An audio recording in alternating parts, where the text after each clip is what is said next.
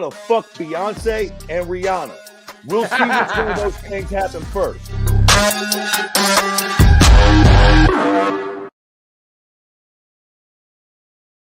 All right, welcome back, ladies and gentlemen, to the Keyboard Warriors, presented by CageSidePress.com. I'm at the Fred Kirby, shooting the shit. I am wearing a Kansas Jayhawks hat. Every time I go to a new city I haven't been to, I pick up a hat, and I know KU is technically in Lawrence, Kansas, not Kansas City, Missouri, but I damn sure wasn't going to wear a fucking Chiefs hat.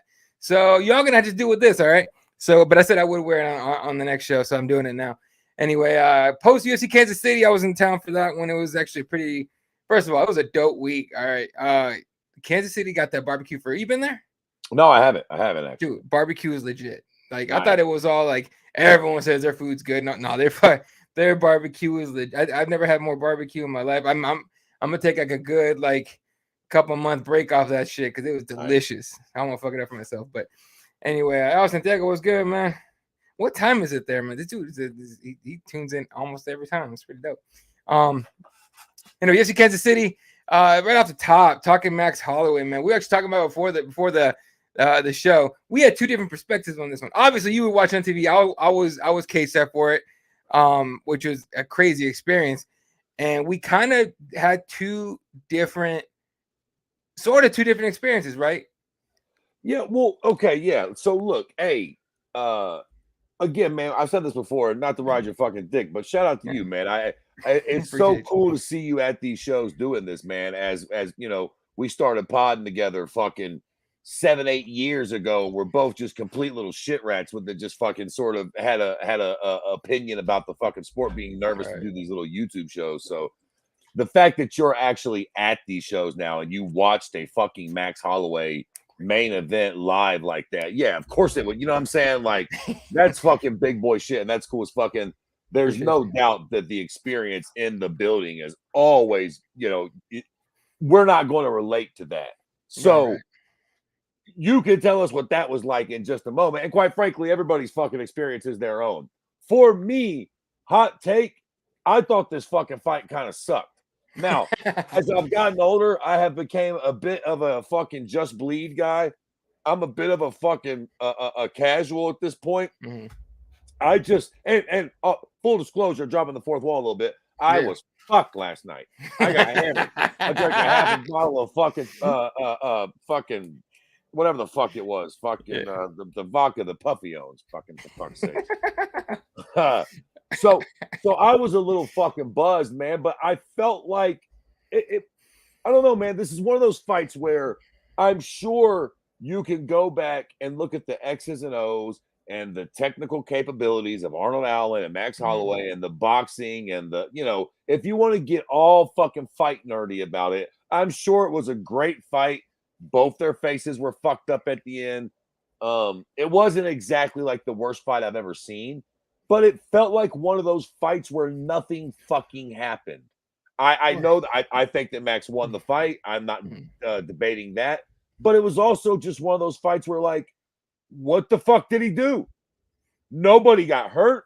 I mean, it's Max Holloway fight, so of course he didn't get dropped, but nobody got dropped. Nobody got close to a submission. The last 12 seconds of the fight.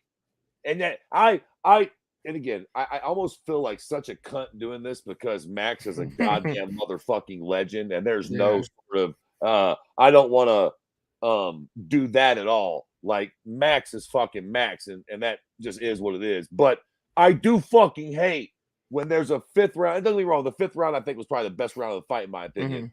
But I felt like they're doing this little point fighting thing, and then when that cock-sucking motherfucker with the thing goes, the little 10-second thing, they just start fucking running and gunning. And if I'm not, maybe I'm mistaken, but I think maybe he did put Arnold Allen on a knee in that last 10 seconds. I think he dropped it real quickly because it's like, you know what?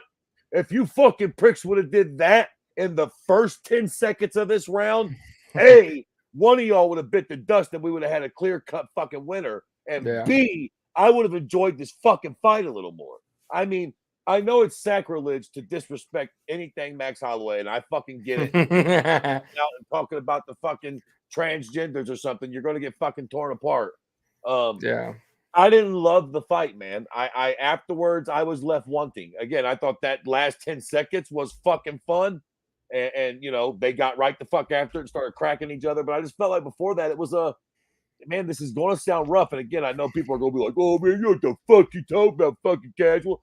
I thought it was a glorified sparring match. Okay. Yeah, no, there was and I get what you're saying though. I think probably I was watching TV, would probably think like I probably wouldn't have been as excited. So you're right, like being live on there is different. But he did drop Arnold near the end, and that was like a legit landing. And we asked him about that too in the post fight scrum, and he was just like, yeah, I'm pretty sure I dropped him. So honestly, great fight. He was pissed off, dude. He came by the media, and you guys can go to Cageside Press on Instagram and see the video, and our TikTok at Cageside Press. And it's the video I'm talking to you guys about. It says Warriors leaving the octagon, something like that. And Arnold Allen goes by talking to Faraz Zahabi. Faraz is explaining to him what happened, and different things in the fight because you could barely hear him talking because it was so loud in there. But then Max comes up and he's screaming at us. He's not screaming at Faye. He's screaming at the media. Kind of like, what now? Like, what can you say now? So, because he was hearing about this, he's too old. He's only 31. He's younger than both of us. He's only 31. I know he's got a lot of miles on him and stuff, but dude's still doing it. Well, let's just fucking, the media, and I use that term loosely in MMA because listen, Eddie, you the homie, but a lot of you shit rats in the MMA media be really giving y'all some titles, y'all. We've even talked about this. You be showing up in the suit, and a lot of the homies you take your picture with. I've seen that you gravitated towards the motherfuckers who are a little bit more respectable in the sport. But a lot of these motherfuckers are shitbirds and sweatpants. What the fuck? But let's just be really clear. I don't think anybody that knows their ass from a hole in the ground is saying that Max can't compete anymore. Yeah. He doesn't look too old to do this. He doesn't look bad. Let's just fucking again address that big fucking shit rat elephant in the corner. Homeboy, you've lost to the fucking champ. Was it 2 or 3 times? How many times has he lost to Volkanovski? Is it twice? I think it's 3, isn't it? There was a draw and 2 losses, right? I think it's 3, maybe. Yeah. The point is, you've lost to that motherfucker too many times. So the problem, 3 losses. His losses straight up. So the issue is we just don't know what the fuck to do with you. Again, if he was right and somebody was right and like Max too old or he can't, yeah, you're a fucking idiot. I mean, he hasn't even he ain't lost to nobody but the fucking champ, right? And fucking Dustin Poirier at 55 for fuck's sake. So it just okay. So beyond the fact that I didn't think the fight was fantastic. Yeah. Now what? Now what the fuck do we do? We can't do the goddamn Volkanovski fight. Fuck, right. I thought Max won the first 2 Volkanovski fights. I've been on the record big time, especially that first one. The third one he definitely got worked in. I'm not a fucking idiot, but the first 2 I thought fucking Max won. Fuck off. But it doesn't fucking matter what I thought. He's 0-3 against the champ, and quite frankly, if you are going to get a 4th shot, and again I know this makes me a cunt, but like. Bro, you got to smash Arnold Allen. The fact that Max came back at this point in his career and got a win against somebody like Arnold Allen at this point in their career is uber impressive. But if you want to get a 4th fucking crack at a guy, you got to come out and run through that kid like a hot knife through butter. Like, because otherwise, nobody, I don't want to see him fight Volkanovski again. And again, I thought he won the first 2 fights, but you just get to a certain point to where you got to really justify a 4th fight. Hell, even Izzy and fucking Panera, their first 2 fights were in kickboxing. Yep. If they had already fought fucking 3 times in MMA, it would have been a little different. Believe me, we ain't about to get that 3rd fight in MMA. That's for a fucking reason. No, yeah. And here's the thing about what do you do with him is the exact question, right? Because it was a question even he can't answer. He's just like, I don't fucking, oh no, he did say one thing, and he may have let some shit slip, right? And we don't have any confirmation, but I'm gonna throw out what he said. Okay, what Max said is he would like to fight Korean Zombie in Australia. Okay. He said it like he knows something. Just saying. He said what? He said it like he knows something. Just saying.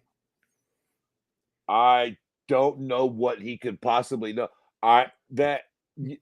Listen, for all that it's worth, fair enough. I think that'll be a fun fight. but I also think it sort of puts him in a we're just gonna do fun fights for now. Like, is that him saying that I don't know, is Korean Zombie still in the title? Like, what do we do? But what the fuck does that fight mean? He just said it was a fight that he wants. He didn't say it was like that's what's next. He doesn't really know. He's gonna go, chill out for a little bit and then come back. But I think what really the hope is that for him is that Yair wins that fight against Volkanovski, which sure. Look, he from the homeland, bro, and I'm gonna be rooting for Yair as loud as I fucking can. But fuck, it's a hard fight for Yair. But for both guys. But I believe Volkanovski is that dog, dude. He's told you. He's shown you repeatedly. Yeah, no doubt. But I also will say that styles make fights. Oh yeah. Yair, I think, is a very live dog in that fight. Sure. I think obviously Volkanovski will be the rightful fave. But sure. Listen, yes. If I'm Max, I am fucking. That's what I'm hoping. To not be rooting for fucking Yair more than the hope, because otherwise it just puts Max in a really weird spot. And this happens a lot. Colby fucking was going through that at 70, but he got lucky. And fucking Leon fucked around and made a way for it. You know what I'm saying? For real. Gonna catch up in some comments here. Santiago says you have to do taste with Hawaiian or Argentinian asado or barbecue style. I'm definitely gonna make it to Argentina at some point. Yeah, for sure. Same. Latin America's on my list, bro. Hell it's like we're going to Amsterdam later this year. Nice. We're contemplating Bangkok next year. You can smoke weed in fucking Thailand now, apparently. So that's how I'm gauging my international trip. What are your laws on weed in Argentina? That's a good question. Can we get it? Is it possible? Are they going? You can get it just for life. Let's say, and I don't even mind paying a little fine. Daddy Fred speaks motherfucking money. You know what I like about Mexico is they ain't trying to harbor you. They just want some bread. You fuck up for the most part. They're like, "Si, senor, give some of that motherfucking American greenbacks and you can take your funny." I can fuck with that. Don't take my dumb ass, my pale ass to prison. Let me buy my way out of it. And yeah, shit, cool. Let's do it. But I do. Latin America's on the list, bro. Fucking a lot of those places I really, really want to go. Argentina for sure. Yeah, obviously I'm from Mexico, but I've been. I think the only other Latin American country I've been to is Puerto Rico. That's all I got.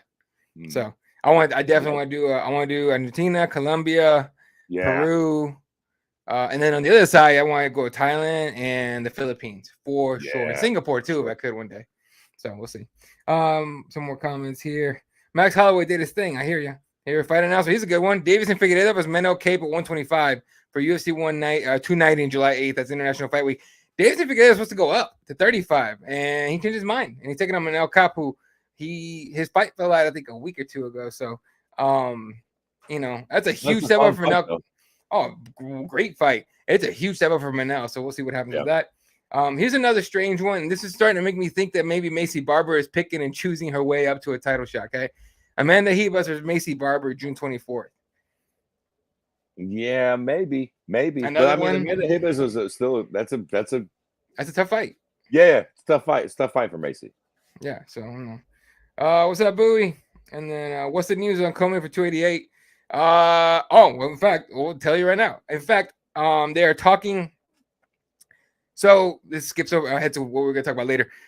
Charles Oliveira got hurt. He's out of 288 in New Jersey. That's supposed to be 288 in New Jersey against Beneil Dariush.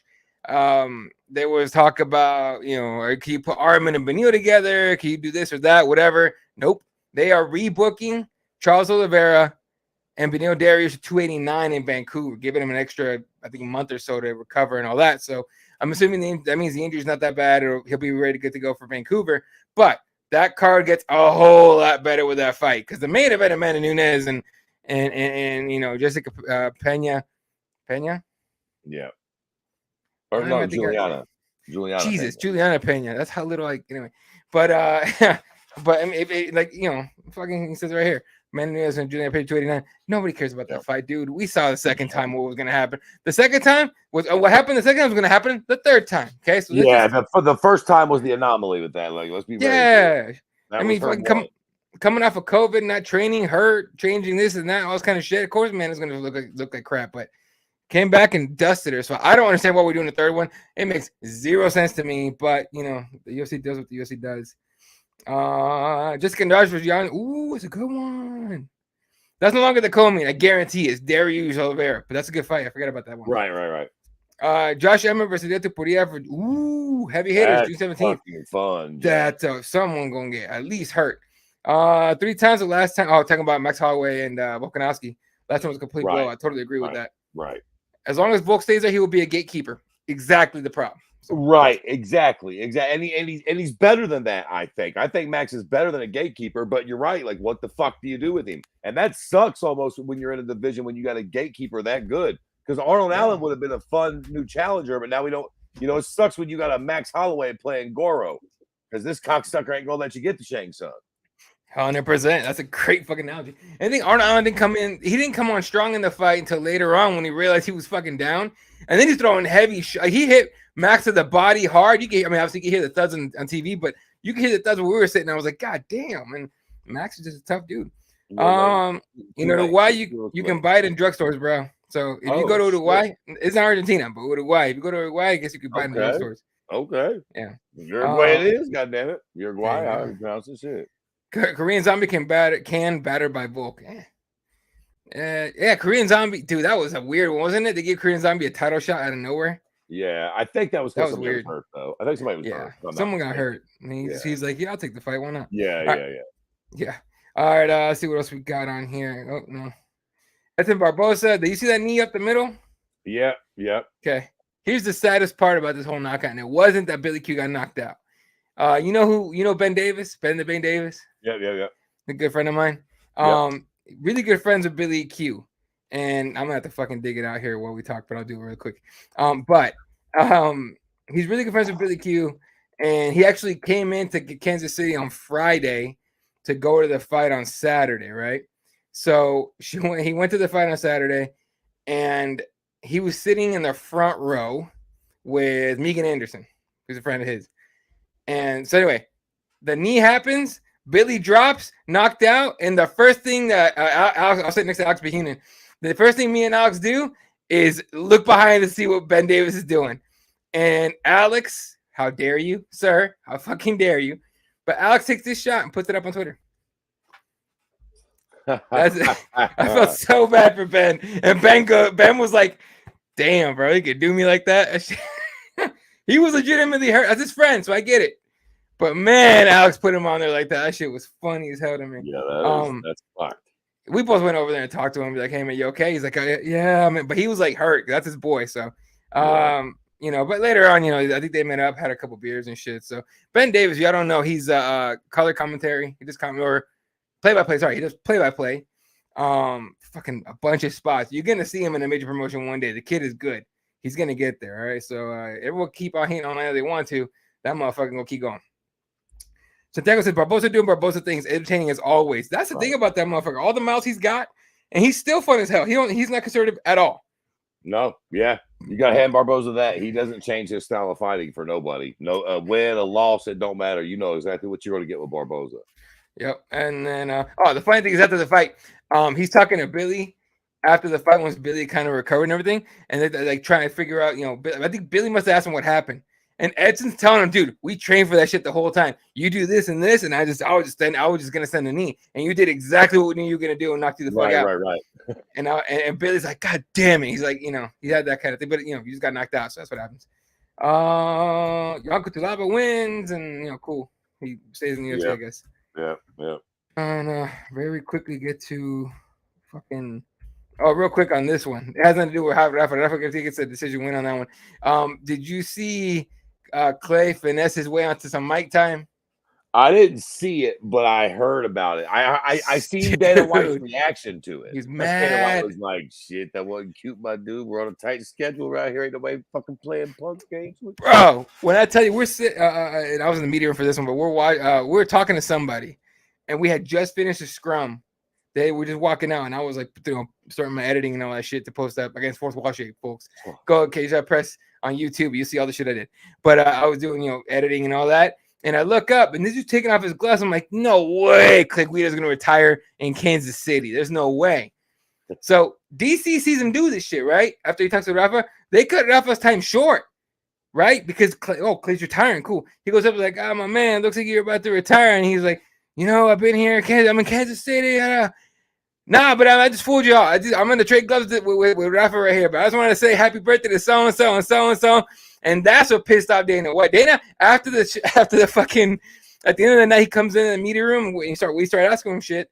And one of the questions that I want to say Nolan King asked him, I think, but he goes, "What'd you think of the fake retirement?" And Dana just goes, "That pissed me the fuck off." Like, I didn't love it. Didn't love it. He was mad. He was like, "We can't just say happy birthday to somebody. Just do that, just to, you know."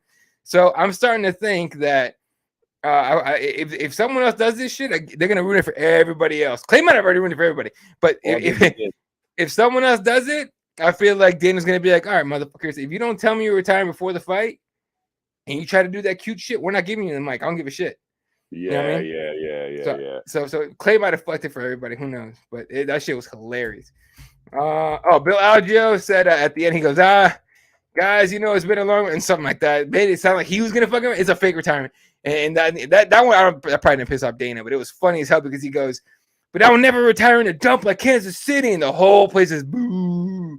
And it turns out Bill Algeo is an Eagles fan, and some company in Kansas City that bottles milk. They made something called Eagles Tears, and they bottled it, and it was like a limited edition. So that pissed him off, and he just came in to be heel. So it was funny. That part was funny. But okay, this is important. Brandon Royval, first round knockout of a guy who likes to slow fights down, make grind out fights, and Mateus Nicolau knocked him the fuck out with a knee. Beautifully set up, quick knockout. It was nice. And then he calls his shot. He wants the title. So turns out he's already got it figured out. He actually confirmed it on the way out of the media post-fight scrum. He said that he will be the backup fighter for Brandon Moreno and Alexander Pantoja. So I don't know if you've seen this cat fight, man, but he's a fucking wild man. Yeah, I tell you what, not many people make Dana White go back on his word or admit that he was wrong. Yep. And dude that came out and was like, "Yo, y'all placed me too low on the card." Basically, like I should have been on that main card. And Dana White, like somebody had asked him about that. He's like, "Yeah, no, he was right. He was right. We should have. We should have. Like he's really good. He had a super impressive fight. Like he's like, you know what I'm saying? Yeah. Sometimes we fuck shit up, and he's right. We missed that one. He should have been. Like we fucked up." Like, he said we fucked up. Yeah. That's how you know. That's how you know when homeboys got point with DW. Flat's like, he right. With no buts, no this or that. It's just a straight. Yeah, he's right. We fucked up. That's on us. Our bad. Yeah. So the other fuck up moment here. Let me see if I can find any other ones. All right, cool. So that's UFC Kansas City. But the other thing we asked him about post fight. So Daniel Zellhuber from Mexico City and Rafa Garcia, two Mexican fighters, both with big wins on Saturday night. And of course, we asked them both, but we asked Daniel Zellhuber about UFC Mexico. I asked him. I got to ask him that one. Would you want to fight on UFC Mexico if they actually make it? And he goes, absolutely. We're crazy. It'd be crazy, be insane, cool, whatever. But we did ask Dana White about that in the post fight, and he did say we fucked up. We fucked that up. We're trying to fix it. So there's a hope for UFC Mexico, probably Mexico City. For UFC Mexico this year, who knows? Cross fingers that the champs are still the champs. But in order to get like Brandon and Yair on that card, let's say you'd have to do it November, December. That'd be a rough one to pull off. So I still have little hope that it happens if those guys remain champions. If they don't, even less chance, right? What do you do, Alexa Grasso? Right. I mean, you could do that. So I don't know. But he's gonna say they fucked that up. So all right. Next thing to talk about here. This dropped. Ooh, when did it drop? Earlier this week. I want to say Wednesday, but I can't fucking remember off the top of my head. Jake Paul and Nate Diaz is a thing coming up in August from Dallas, Texas. The arena the Mavericks playing, that one. First thoughts after hearing the announcement on that fight. Man, I don't know, man. Call me crazy, but the fact that Jake just lost to Tommy Fury rubs me wrong, man. Let me choose my words right. It's not a jokey fight. I don't want to make it seem like Jake Paul is a joke, because dude's not a joke, but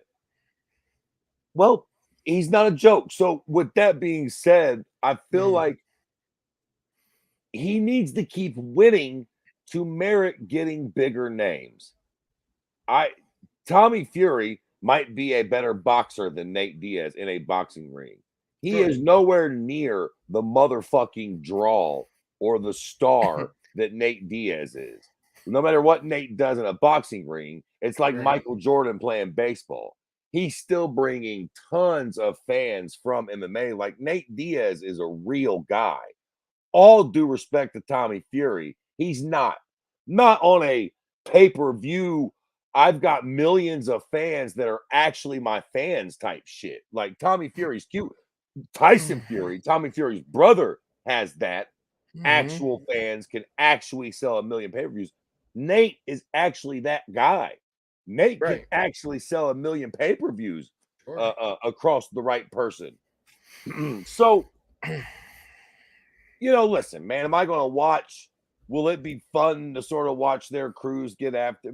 Yeah, but like at the end of the day, it sort of fucking bugs me because, like, bro, Jake just got beat by Tommy Fury. And I realized that Nate boxing Tommy wouldn't bring more numbers, but it's like something about that would be better than this. I don't know. There's just something about Jake losing, coming off of a loss and getting the bigger fight that rubs me wrong. It's like his fucking brother.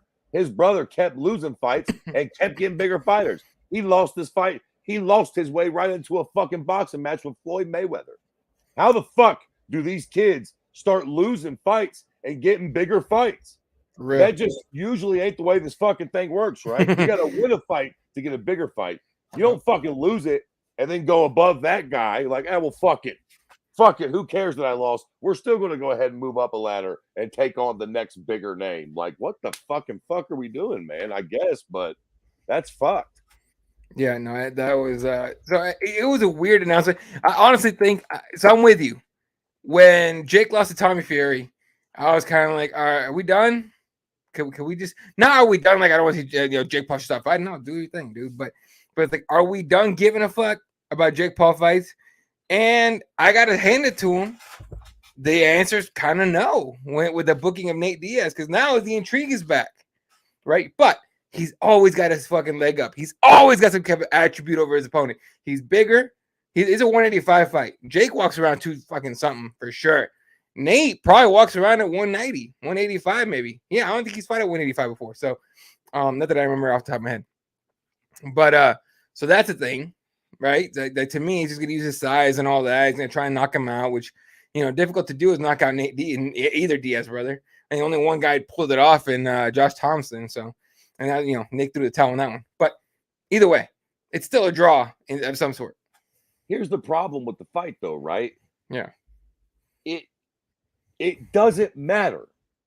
It doesn't matter because, to your point, if Jake Paul outboxes Nate Diaz, well, who gives a fuck?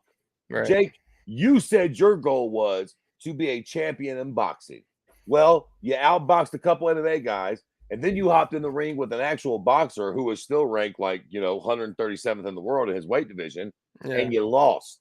And in boxing, if you want to fight for a belt, you just don't lose your 4th or 5th fight because it just poisons the well. You ain't fighting for a belt for goddamn sure. Not in boxing, big baby. That's just not the way they run the ship over there. You lose one fight in boxing, you're trash.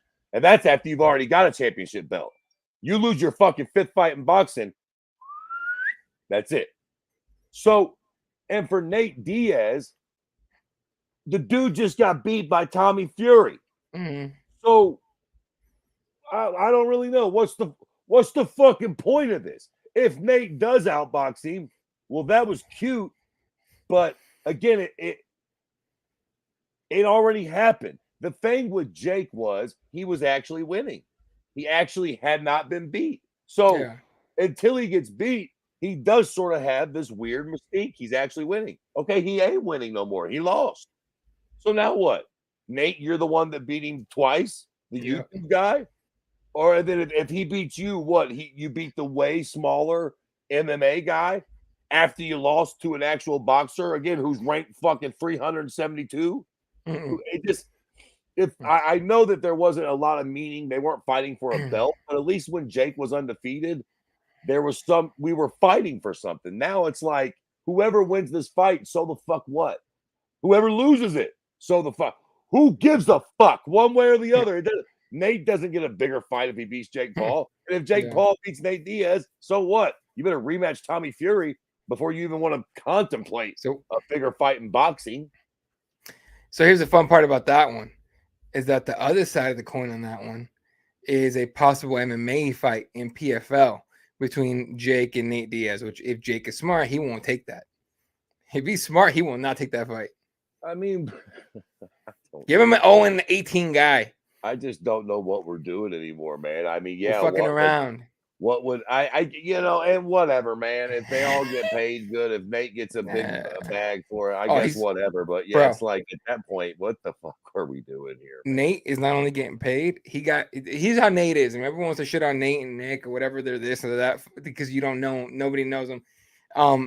Those people don't know them or at least understand them. Nate was this fight probably should have happened the whole time in Fear fight, right? And this fight around, he got his boys paid. He got his boys fights.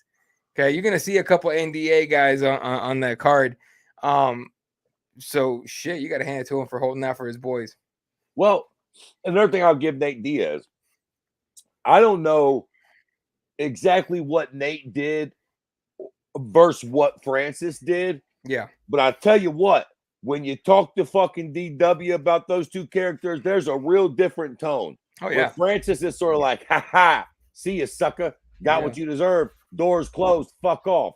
When you talk about Nate, he's sort of like, we'll see. Because I think somebody asked me about that. Because I think Nate has said, like, basically, I'm going to come whoop up on this chump. And actually, I might be forced to eat my words now that I'm thinking about this. Because Nate did say, I'm about to whoop up on this little dummy. And then I'm going back to DW and them. And I'm going to get my belt from the UFC. Now, as far-fetched as we might all think, as fucked as that sounds. Yeah. He said that.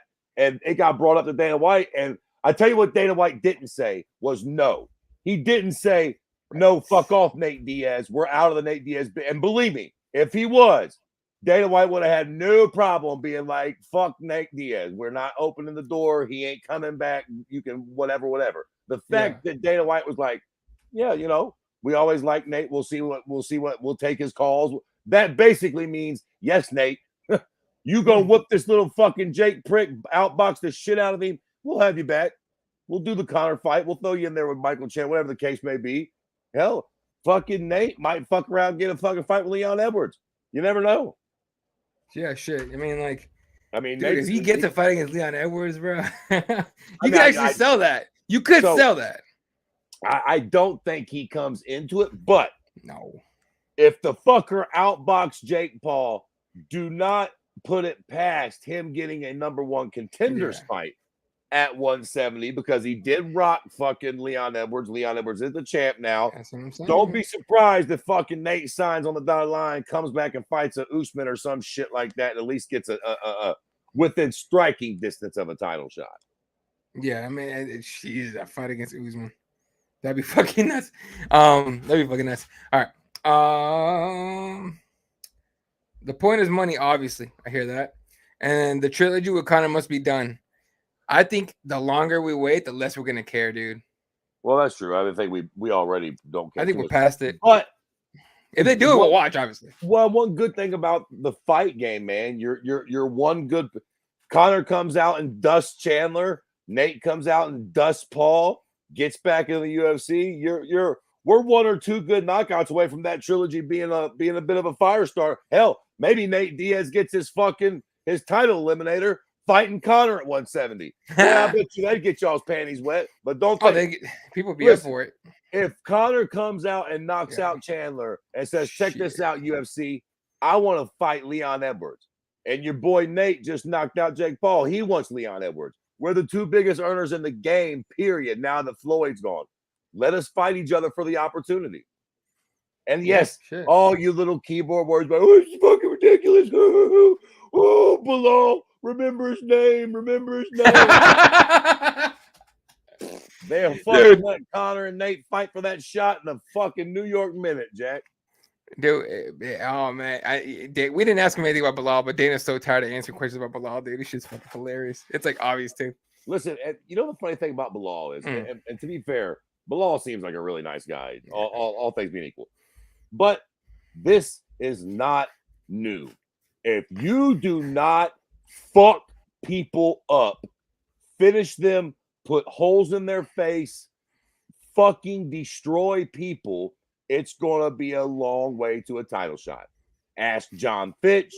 ask whoever the fuck's done it. If you are a quote unquote boring fighter, and I know some people would disagree that Bilal Muhammad is a boring fighter, and I don't even know that I would call him the most boring of fighters, but he's definitely not Vanderlei fucking Silva either. He's not exactly fucking out there breaking jaws and fucking shooting his mouth off. So, this is nothing new, man. When you finish fights in that way, it doesn't matter. It takes you a long time to fucking get the title. And this is just the way this goes. Unless you're finishing people, it takes you a little longer to get there. He'll get the title shot. He's just gonna have to win a few more fights. Right. And Kairos, the Bilal slander never ends. I like Bilal, man. Bilal's just like you said, he's not a boring fighter. He's not the worst, most boring fighter. He's a grinder and everything. He puts on some fun fights and stuff, but I'll remember the name. She made me laugh. Remember the name. I can't stress how important finishes are. Look at Jorge. They matter. It matters. Jorge was essentially a fucking 500 journeyman with a little bit of swag. He fucking lands one flying knee that changes the trajectory of his. I fucking probably said that word wrong, but that changed everything. Now, of course, he went on to outbox Nate Diaz. He put together a few performances that really merited it. But that knee, that knockout, that one finish, Bilal Muhammad needs to come out and just cream pie a motherfucker, Jack. Just fucking jump, just fucking steamroll some goddamn body, man. Yeah, no, fucking that's how it is, man. You got to do it. It's one of, I swear to God, one good finish, in my opinion, is worth 3 boring wins. Against a high level guy, one really exciting finish against a high level guy is worth 3 fucking, boring decision wins. Yeah. No, you're right. You're right. And if he did that and got on the mic and said some fucking shit, just fucking bow on top. Nice finish. Say some shit on the mic. Good to go. We'll see though. What about Conor versus Islam? I mean, he could win. What about it? Do we think it's possible, or what? As a fight, I fucking love it. Conor probably loses, but I mean, just the fact that you would get Conor and Khabib in the same room again fucking gets my dick hard. I mean, although I'm pretty sure Khabib's not going to didn't corner him last time, so he might not corner him. He might corner him this time, actually. If they made that fight, he'll be there. If he gets a fight with Conor, he'll be there. Fucking be there, and it will be motherfucking stacked. Conor will watch Conor knock him out, and Khabib just jumps the fucking jumps the octagon. Everybody's going to be like, rematch. That's the shit that fucking I dream about. That is the ideal scenario for MMA. And quite frankly, I don't think Khabib ever comes back, but I do literally think the only thing that would actually entice him as far as pissing him off would have to be Conor knocking out Islam, right? Conor fucking Islam up and then taunting him afterwards. Like, that's got to be the only thing. If Conor knocked out Islam and Khabib's cage side or even in the corner, the shit, Conor would be all over Khabib trying to get him to fucking just to piss him off, get him back in there. So I don't think it'll happen, but I don't think Conor Islam ever happens, but we'll see. Honestly, that fight could get bad if they do Islam Conor, just because Conor could say some shit about Khabib's dad. It could get real nasty. It could get real nasty if they put that fight. Which, quite frankly, as just a little shit starting heathen, I'm low-key here for it. That's what I'm talking about. That's what the sport needs, baby. A little injection of fucking goddamn it, fucking trauma. You need some crazy motherfuckers in this thing, all right? People can keep calling this thing a sport, and I call it a sport because that's what it's defined as, but it's hard to talk fighting as a sport. That's a difficult one. Yeah, man, it's not. It's a combat sport. I think that combat word is quite important. It's different. There's stick and ball sports, and then there's combat sports. It's a very different fucking thing, Jack. Everyone wants to talk about sportsmanship after you just punch someone in the face. If we got in a fight, you punch me in the face and you won, I'm still gonna be a little salty at you, right? Fuck your sportsmanship. So, and the other way around, if I knocked you out, you was talking shit before the fight. Fuck you. All right. Very quickly, Ash Pereira might not do well at 205. Move to 205. Hopefully, he improves his wrestling and takedown defense. He better. Oh, I don't think he will do well at 205. I don't think so either. I don't think it's. It depends on the fight. You got to pick fights for him. I don't think it's been on purpose because I'm not this big, massive conspiracy dick. I don't think that they did. I don't think that they gave Alex style-friendly fights to get him to Izzy. Yeah. But I do think he ended up catching some fucking breaks getting to that Izzy fight. I think if he fights a really good grappler or wrestler, he is fucked. I think Hamzat. I had said this before that I think Hamzat would be a horrible matchup for fucking Alex. I could be very wrong about that, but I just feel like Hamzat eventually pretty quickly wrestles him to the ground and then either ground and pounds the fuck out of him or submits him with relative ease. And if Hamzat, a relatively small 85 or a normal 85er, let's say, he can do that. Yeah. I can't even think of who are the fucking grapple heavy cocksuckers at 205. I was trying to think about this last night, but I was fucking wasted. Some prick was at the party and he's a boxing prick and he's going, well, who 205 can out grapple him? And I'm like, God damn it, everybody. But I'm fucking drunk and I can't name a goddamn name for it. Who the fucking 205 grapples? I just couldn't think. Jamal Hill's fucking the goddamn champion. You got Glover. Quite frankly, 205 is the most fucked division I've ever seen at this point in the game. Bunch of old shit rats.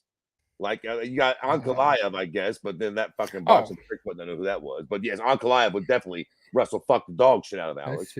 Ankalaev would, Blachowicz would. Right. Anthony Smith definitely would. Yeah. Ooh, Nikita wouldn't. Johnny wouldn't. Volkanovski wouldn't. Paul Craig would. Yep. Yep. I think Paul Craig was submitting. Jimmy Crute probably would. I think Jimmy Crute has the ability to. Yeah, and then the guy that won this on Saturday, Azamat Murzakanov, definitely would. That guy's a grinder. Yeah. So like there's different guys you can aim for. Here we go, throwing out names. Nikita Krylov, Nikita Krylov could, and then Paul Craig. And Calabria Young would dominate Alex. That's a problem, right? But I think all those guys would present a major problem for Alex. And again, they're big boys too. Like Alex enjoys a nice size advantage at 85. He's not going to enjoy that against a Jan Blachowicz or a fucking Ankalaev or something. They're going to be either his size or bigger. And in a grappling match, that's no fucking bueno for you. You do not want to be in there with a better grappler who's bigger than you. That's no fucking bueno. Yeah. Now, if you don't throw him in there for an immediate title shot, which I mean, in order to squeeze the most juice out of the orange on that one, you put him right into a title shot, I think, because you don't want to risk him getting. Ironically, that's the best stylistic matchup for Alex at 205. 100%. I feel like is the fucking champion. Now, that doesn't mean that Jamal Hill wouldn't light his fucking ass up and knock him the fuck out too, but at least it's the one dude that for sure is going to box with him. What the fuck? Going to kickbox with him. Yeah.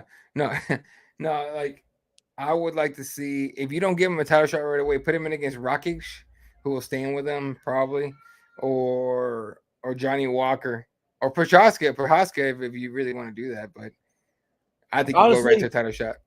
Well, I don't know. I guess you could do what you can. I'd like to see him get booked against Anthony Smith or something. I would like to see him get booked against somebody who's going to see if he can at least defensively grapple a little bit. He's going to have to shore up that hole a little bit.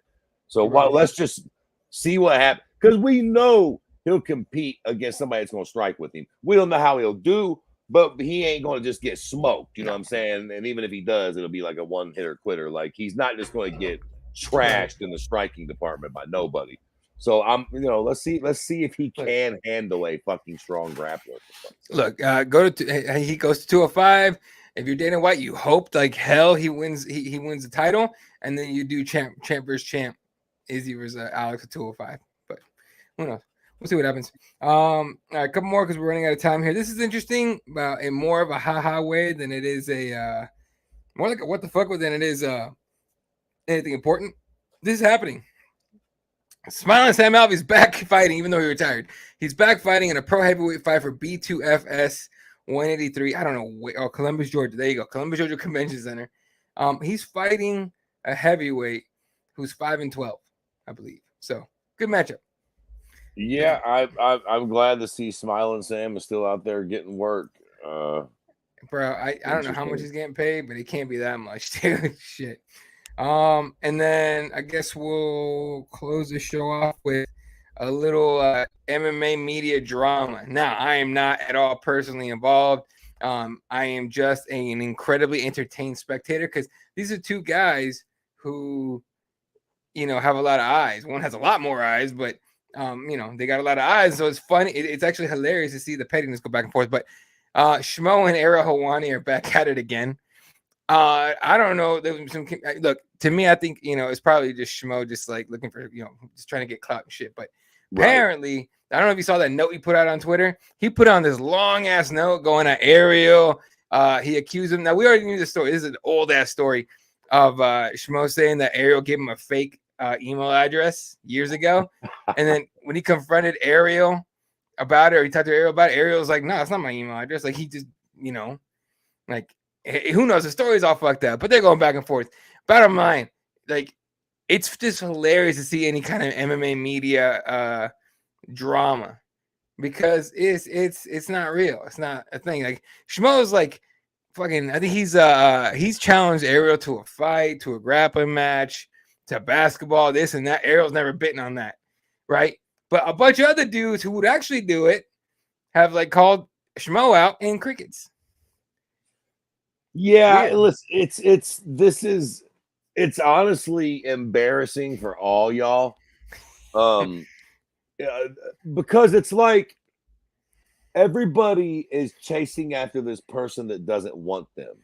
Yeah. It's this like nasty, disgusting sort of fucking love triangle where the Schmo's trying to fuck Ariel. Ariel doesn't know that the Schmo exists, or he does, and he's not going to give it time, so he doesn't give a fuck. Mm-hmm. And then all these other little dicks are trying to fuck the Schmo, and the Schmo's too big for them, though, so he acts like they don't exist, so he doesn't respond. You're all fucked in the head.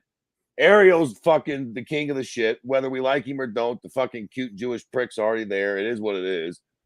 And with the Schmo guy, like, I get it, but, he's not fucking with you like that. To be fair, you ain't on that level.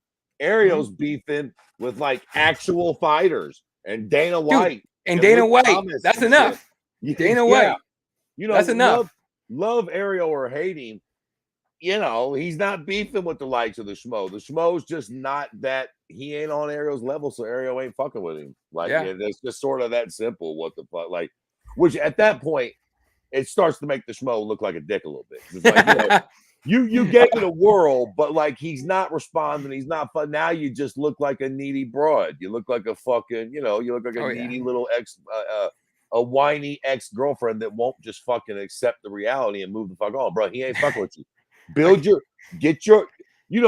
You got a little bit of fame, bro. You're doing things. Just make yourself big enough, that he can't deny you. Because right now it just makes you look like a fucking idiot. Yeah, exactly. I'll tell you a couple stories out there. All right.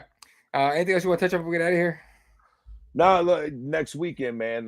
Tank Davis and Ryan Garcia, a big boxing match that will inevitably be a lot of fun. So I am way more hyped about that than I am about the UFC card at the Apex. Let me see what it is. I don't even know who's fighting in the UFC. I didn't even know they had a card. Sergey Pavlovich against Curtis Blades, and then Song Yadong against Ricky Simon. Brad Tavares against Bruno Silva, Bobby Green against Jared Gordon. That's a great fight. Yeah. And, that's a fun card, actually. That's a fun card, actually. Overall, it's a fun card. But either way, like you said, I cover it, so I'm going to be covering UFC for sure. However, I will have Ryan Garcia on the side right here. There's no way I'm not watching that fight. Yeah. Tank Davis and Ryan Garcia will be the biggest match of next weekend in combat sports. Right. No doubt. All right. Shout out to everyone tuning in tonight. Appreciate the hoodie. Got Santiago, Otis, Bowie was here for a minute. Kairos, I saw him for a minute. All the guys are tuning in. You guys are dope as fuck. We love the hell out of you guys. Shout out to everyone tuned in. KSRPress.com for all your MMA coverage. At Keyboard MMA for the show. At Jebs for Fred. At Elo32 for myself. Shout out to everyone that tuned in. Make sure you go to at KSRPress on everything. All the socials. We're all on there. All the coverage from Kansas City. You guys go on there. Give it a like. Give it a comment if you want. I would really, really, truly appreciate it. We keep growing the company. We appreciate you guys. Right, that's gonna do it for me. So for myself, Mr. Fred Kirby, the entire team, we love the fuck out of you guys. We'll catch you guys on the next one. Good night, Wilshire.